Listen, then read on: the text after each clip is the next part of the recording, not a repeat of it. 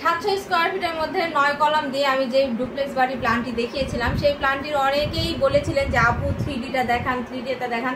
তো এই যে প্ল্যানটা, এই প্ল্যানের কিন্তু 3D অনেকেই দেখতে চেয়েছিলেন। আমি এর আগেও একবার কিন্তু এই প্ল্যানের 3D দেখিয়েছি, হয়তোবা সেটা তাদের কাছে যায়নি এবং তারা আবার 3Dটা দেখতে চেয়েছে, যার জন্য আমি আবার 3Dটা করেছি। তো এখানে আমার প্রিন্টারের একটু ঝামেলা, যার কারণে 3Dটা ভালো আসেনি। কালারটা যে কালারটা ছিল সেটা অন্য কালার চলে এসেছে। তো আমি অবশ্যই আপনাদের স্ক্রিনে দেখিয়ে দিব এই 3Dটা কেমন হয়েছে, অবশ্যই আপনারা কমেন্টে জানাবেন। তো এক ভাই বলেছিলেন যে ডুপ্লেক্স বাড়ির সামনে বারান্দা, এটা কেমন ধরনের ডিজাইন, এই কথা বলেছিলেন। তো আসলে দেখেন ডুপ্লেক্স বাড়ির সামনে যে আমার এন্ট্রিটা, এখানে আমাদের কয়েকটা ধাপ দেখা যাচ্ছে, আমাদের সিঁড়ি দেখা যাচ্ছে, তার উপরে কিন্তু একটা বারান্দা রয়েছে এবং তারপরে আমরা কিন্তু একটা শেড দিয়ে দিয়েছি।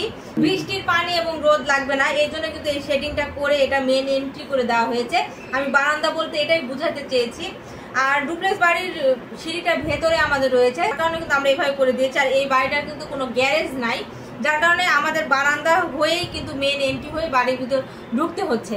তো এটাই হচ্ছে মূল থিম এবং এভাবেই কিন্তু আমার ক্লায়েন্ট কিন্তু তার চাহিদা অনুযায়ী আমাদের কাছ থেকে এইভাবেই কিন্তু ডিজাইনটা নিয়েছেন এবং আমরাও তাকে এইভাবেই ডিজাইনটা দিয়েছি। তো সেই ডিজাইনটা আমি আপনাদের দেখাচ্ছি।